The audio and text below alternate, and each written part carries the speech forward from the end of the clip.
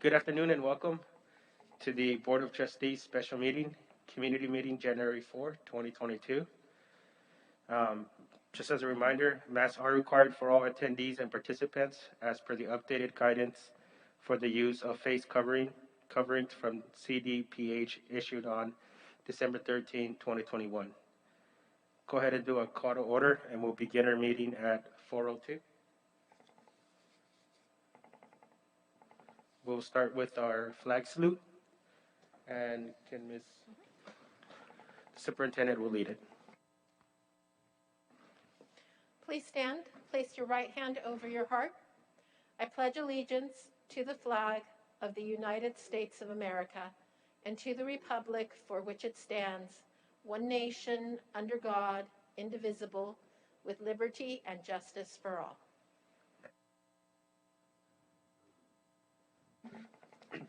Thank you. Go ahead and do roll call. Start with the Board of Trustees. President Eddie Jones couldn't make it today. Diane Summers, absent. Oscar Caralampio, clerk, present. Ilana Sterling, trustee. Present. And Lita Tavish, trustee. Present. We also have our superintendent, Ilsa Garza Gonzalez. Present. And we'll go ahead and adopt the agenda. Can we get a motion to adopt the agenda? I move that the board adopts the agenda for the special meeting of January 4th, 2022. I second. Go ahead and start with voting. Caralampio, aye. Jones not here. Sterling? Aye. Summers is absent. Tavish? Aye. And Superintendent Information, aye. Yes, this is our second meeting. So we have Ms. Carolyn Scholl-Heeler from Cooperative Strategies to present an informational overview of the draft trustee area boundary maps, addressing the revision needed based on the 2020 census data, and this will be presented with community input. Good afternoon. So we did meet last month, and we went over the scenarios, the 3 scenarios. Would you like me to review those scenarios at this time? Okay. Yes, if we could do a brief review. Okay. So in October, the Cooperative Strategies evaluated the trustee area populations according to the 2020 census data and found the total variance between your highest populated trustee area and your lowest to be 33.1%, which is out of compliance. Only 10% variance is allowed. You can point it at the computer to get the slides. Oh, okay. All right. So, this way? There. Nope. The other way. Okay. So we went back and we looked at creating 3 scenarios that would bring your population variance down under 10%. And so this first scenario, all the scenarios were done to obviously balance out the population in the trustee areas, keep the variance below 10% or as low as possible in some cases, keep the trustee area 4 compact and ensure that there is a trustee in each trustee area for 2 of the scenarios. Also made sure that we kept the Hispanic Latino CVAP in trustee area 4 at or above 50%. So the first scenario brings your overall variance down from 33.1% to 8.3%. And ensures that there is a trustee in each trustee area. In the Hispanic Latino CVAP in trustee area 4 is at 52.6%.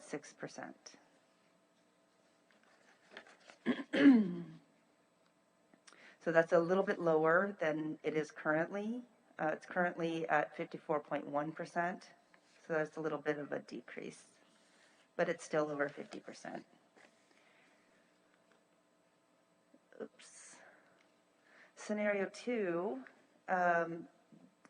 was not done to ensure that there was trustee in each trustee area. And in this scenario, trustees Summer and Sterling would both be in trustee area 3, and there would be no incumbent for 2022 in trustee area 2. This scenario brings your variance down from 33.1% to 5.4%. There's what it looks like.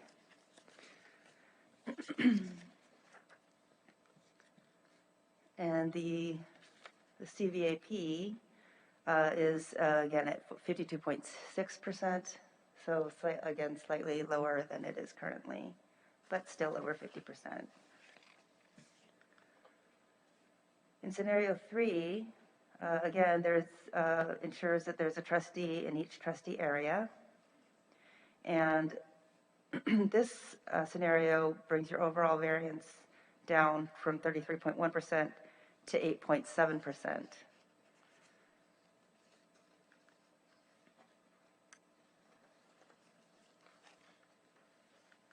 And the CVAP, Hispanic Latino CVAP in this scenario is also 52.6%.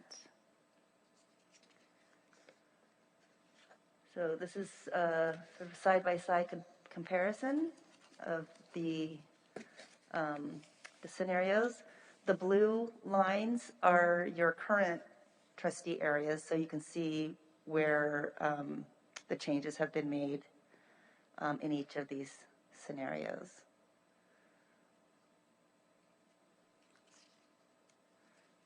And the changes in each of these scenarios occur in all of the trustee areas except for trustee area 4. So once I kind of got the trustee area 4 to the population it needed to be at, and maintained that majority, the Hispanic Latino majority, I left it alone. And so the adjustments were made in the other trustee areas in order to bring that variance down.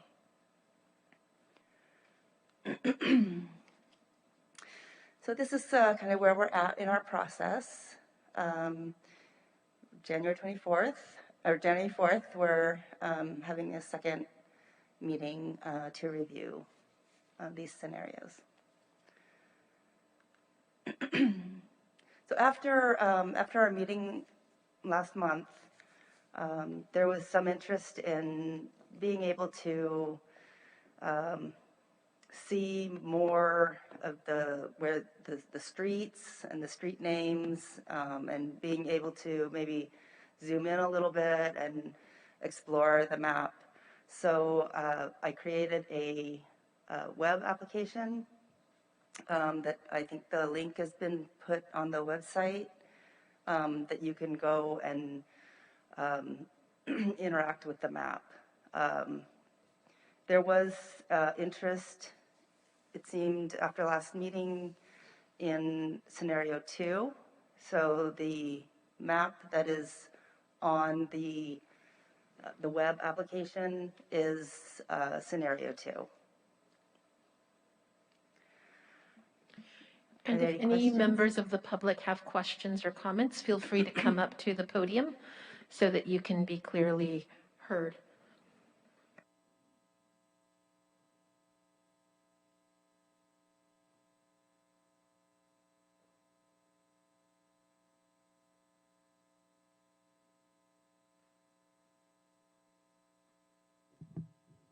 See if this goes this high. Can you hear me okay? Hi, I'm Jeff Egan. I wasn't able to attend the last meeting. I do have an overall question for the demographer. Why is there the emphasis on ensuring protection for incumbents, and the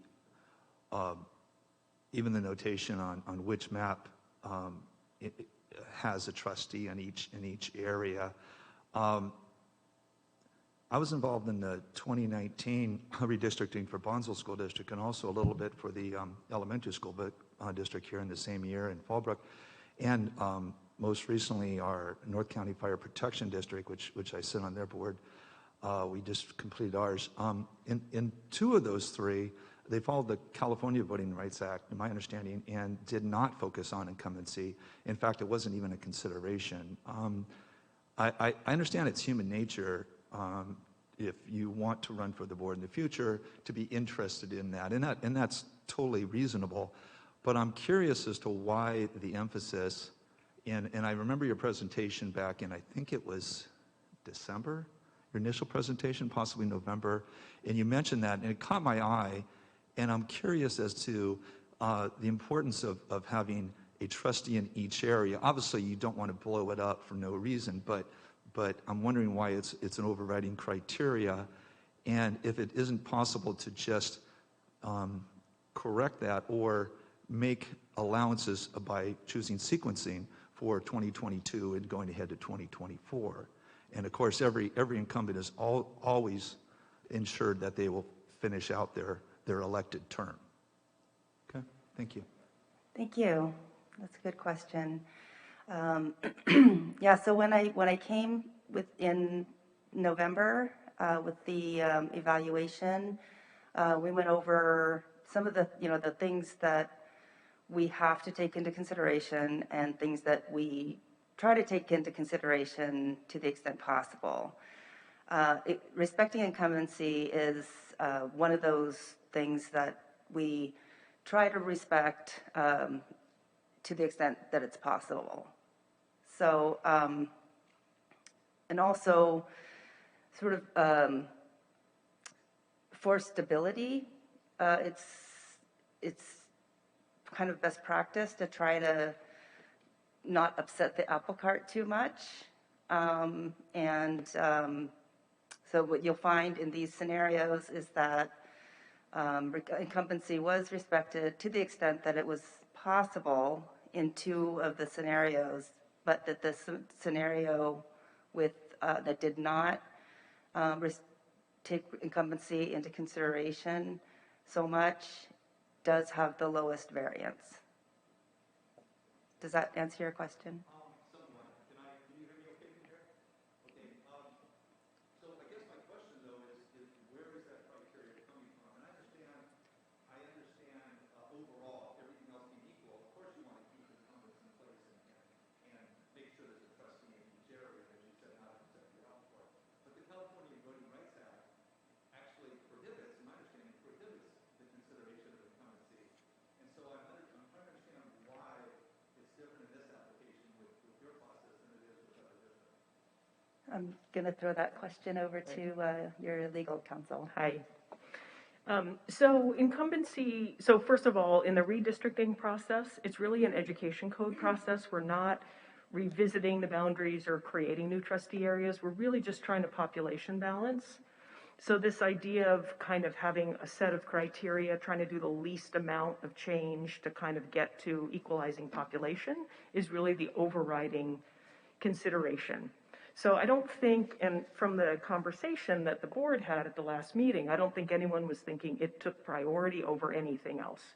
It was sort of weighed and balanced against lots of other considerations, including not just the population balancing and trying to get it as low as possible, but also trying to make sure we can keep the majority-minority district intact, right? We wanted also to look for whether there were possible other areas that could also be majority-minority, which we did not discover here. But, there's issues about compactness, and there's just about, what does, as Carolyn mentioned, what does sort of the least amount of change in order to achieve that population balancing. So the scenarios are presented because they do achieve some of those different factors in different ways. They all, I think, legitimately, produce options that the board could consider, but they just approach them a little bit differently. And, it's really, I think, for the board to decide ultimately how those factors all weigh and balance against each other.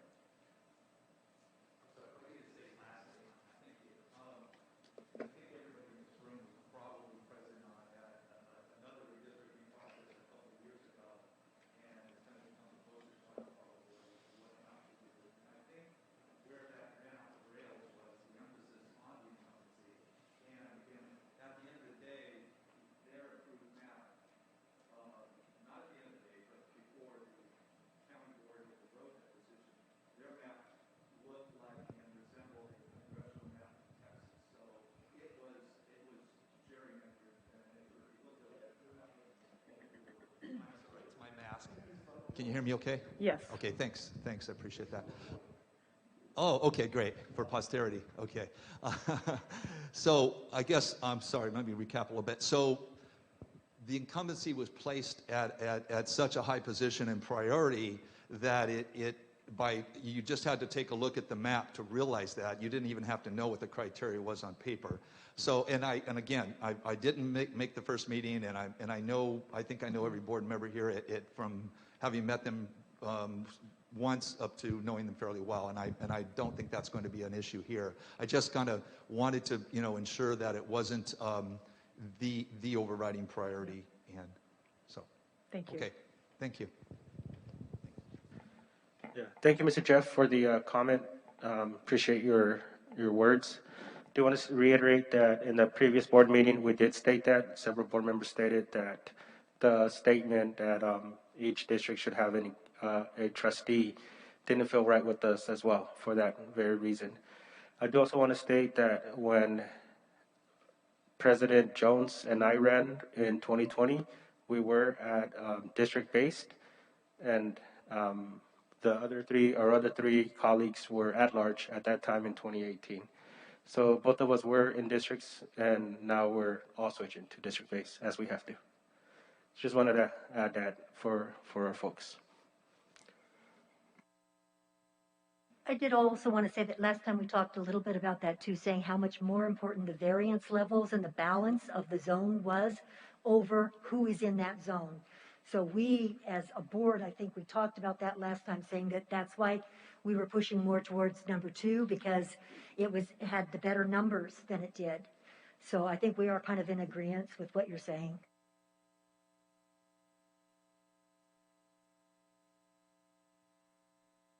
Any other questions?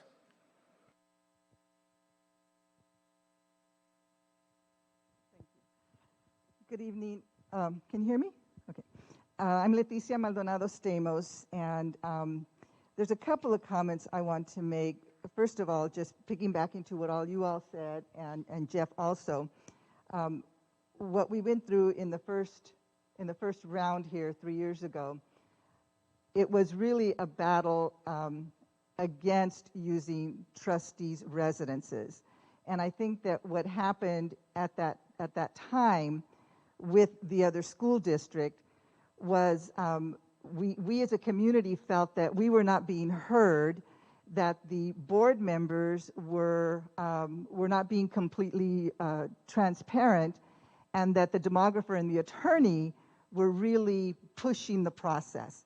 So, we really felt as if even we came to a meeting that we were, as a community, we were not being heard, and that the priority should never have been where the trustees live, especially when we were going through the process initially and doing this for the first time. I think the comment that a couple of you have made about the fact that now we're looking at adjusting based on population, and where we've had a great deal of growth, and then areas where we have very little or no growth, that those need to be adjusted. My question is, and yes, scenario 2 for us at that meeting that we had a few weeks ago was the most, was the one that we felt that we could work with the best at this point. My concern is that we lower the Latino CVAP in District 4. in a Latino majority district. And since we're still in the developmental stages, I'd like to see if there's a way that we can move some of those boundaries around the downtown Latino majority district to give them at least what we had before, a 54%. Because to go from 54 to 52, yes, it's only 2 percentage points, but we're going backwards instead of progressing. So that's one point. The other is the I don't know if it was Jeff or someone else mentioned sequencing. We want to make sure that whatever sequencing changes you make, that the Latino district, the minority majority district, stays in the presidential election cycle, that not be moved out of that cycle. And then I haven't had a chance to look at the new maps as you were describing in terms of having more detail. But if there's a way for us to look at another district that we could probably, hopefully strengthen the Latino vote or the Latino influence so that we would have a Latino majority and then a Latino influence district. So those were mainly the comments that I wanted to make. Thank you.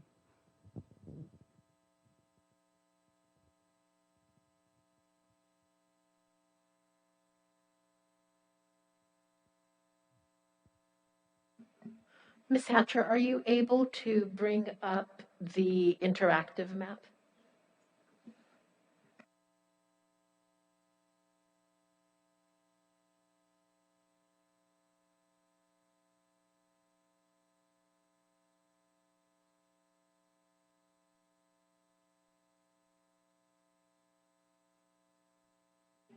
Can you zoom in on the downtown area?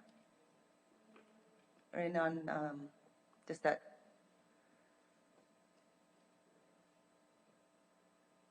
Yeah, you can just click and drag over.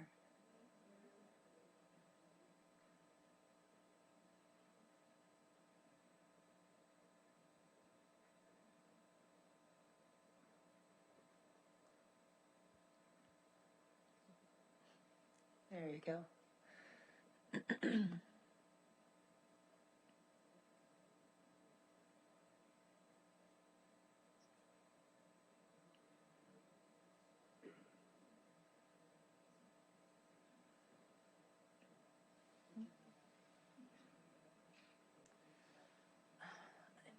I'm thinking that. For all the board members, I know it's difficult to see it on the TV, but you can move your chairs to be able to see it on the big screen here. Mr. Boucher, can we turn down the lights a bit? Thank you.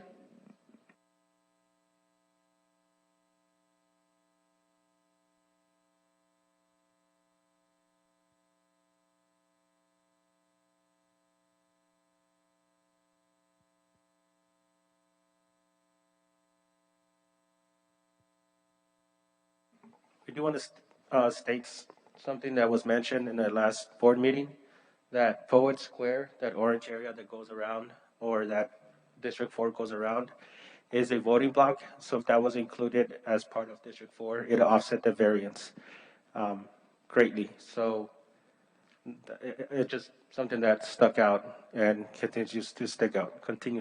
Sorry. So it's a voting block.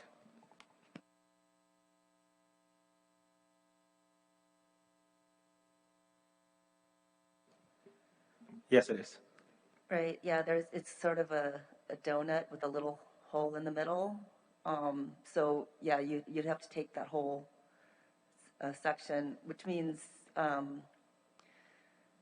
my recollection is that section has pretty high Hispanic Latino CVAP, but it is highly populated. So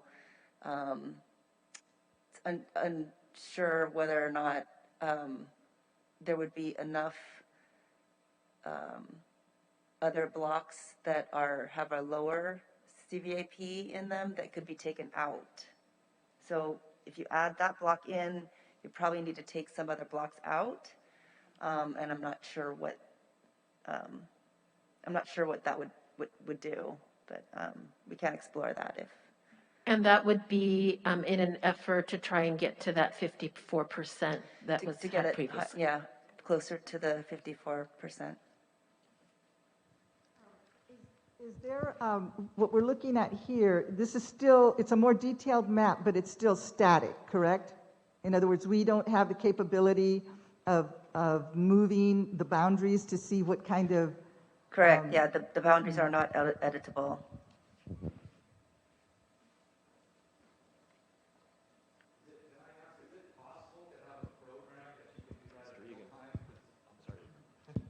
Thanks, Drew. Is it possible to have a program to bring along to do that in real time? Because that's what we did with our GSIS specialist at the fire district meetings. Is that possible? It is possible. Thank you. Yeah, I think that's critical at this stage because we are really looking at some pretty detailed changes that can make some big differences. And if we wait until the next meeting, we do have a deadline. I don't remember exactly what the date was, but and I know we had our first meeting where the public was involved. But if there's a way for us to quickly accommodate that desire to be able to, in real time make a change and see what it looks like, so that we are not wasting, a couple of weeks in trying actually, to. It can be done in real time, but it's not quick. So the process that I use to create these maps and to make adjustments is I have the census blocks labeled with the population, the total CVAP, and the Hispanic Latino CVAP. So I use that in trying to make choices. And then I have a spreadsheet that I keep track. I just keep track of the population as I'm changing it in each area. And so I go through each area, put the population after I've made the change, and that calculates what the variance is. And then for CVAP, that's another calculation. So it can be done sort of live and in front of people, but it's not quick. It's pretty tedious. I think what I would recommend, if there is an interest in exploring that possibility of increasing the Hispanic Latino CVAP in Area 4, that I go back and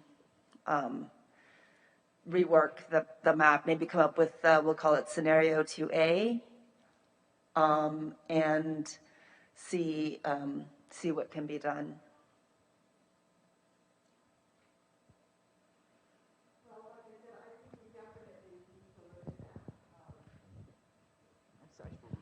I think we definitely need to look at that additional step because, as I said, to go from 54, it's over 50%, yes, but to go from 54 to 52 with a CVAP, which is, it's just eligible voters, not actual registered voters, I think the more we can strengthen the ability for a district to elect a candidate of its choice is, that really should be the objective when we're looking at that particular district.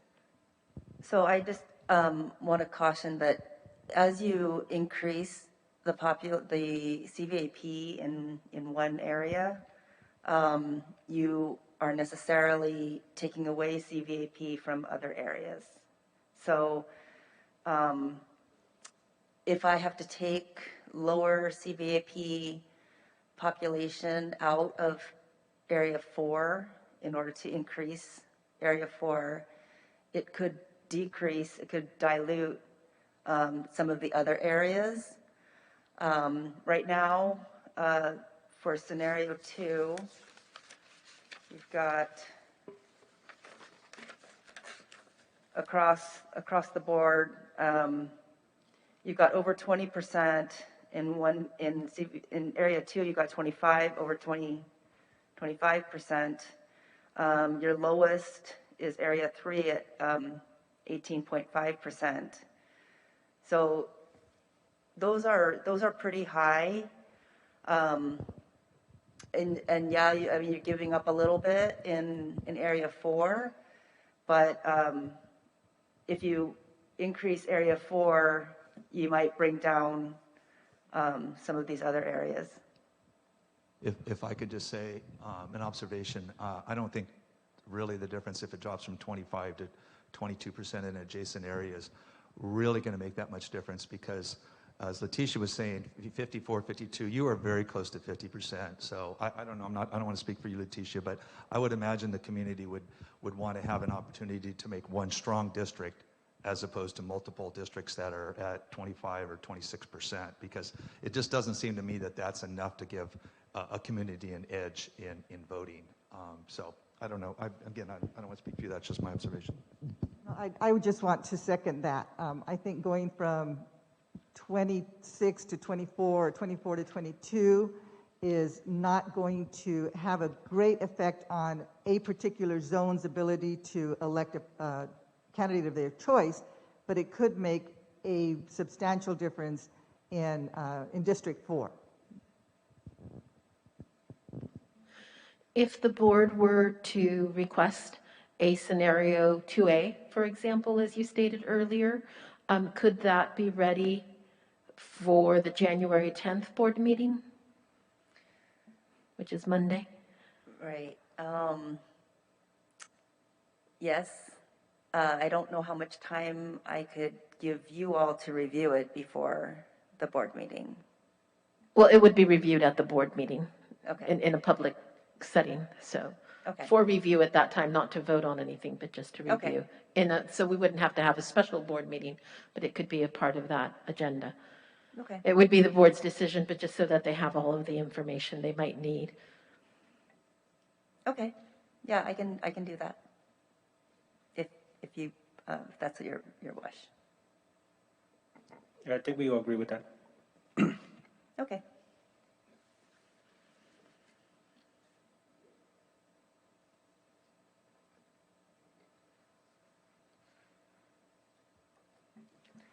Are there any other questions or comments?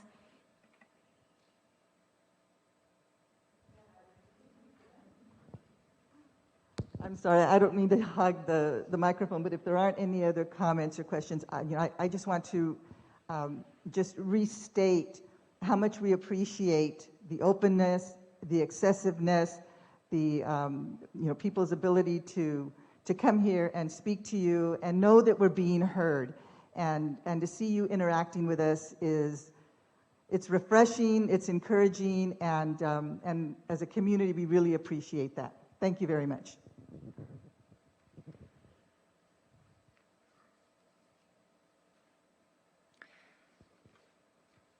Can I ask? I was just curious because this is one of the first time that we've provided an interactive map like this. Did anybody have a chance to explore it a little, or was it helpful?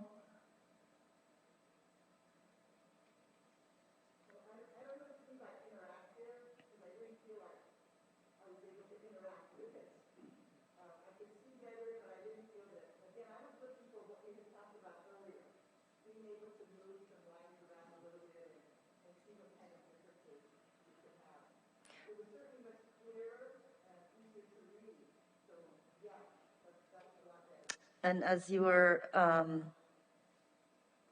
when I use the term interactive, I just mean that you can explore it, you can zoom into it, you can zoom out, you can look at different areas more closely, I guess.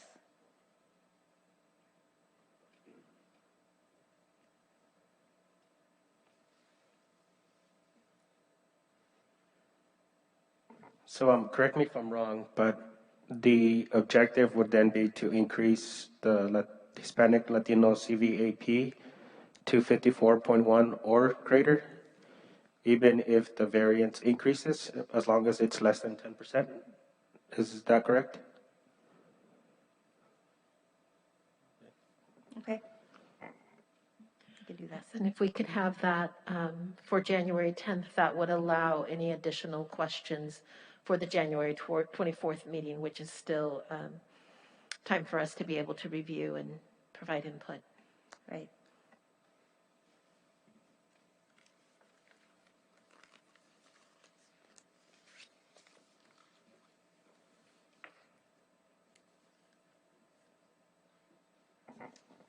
Are we ready to adjourn?